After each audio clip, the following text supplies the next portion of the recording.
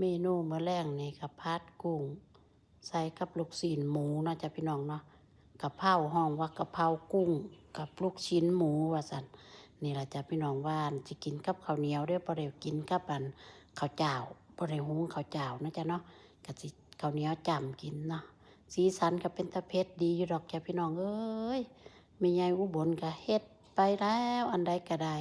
อยากกินหยังก็เฮ็ดกินเนาะจ้ะพี่น้องเนาะ แต่ว่าแม่ใหญ่บ่กินนั่นนี่เพราะว่ามันมีหมูเนาะจ้ะเนาะแม่ใหญ่กับบ่อยากพวกนี้แล้วนะเพราะว่าแม่ใหญ่จะหันมากินอาหารอีสานบ้านเฮาก็คือพวกป่นพวกแก้วพวกปลาดงปลาแดกไปจังซั่นนะจ้ะอันนี้มันผ่านไปแล้วก็บ่อยากนะจ้ะเนาะ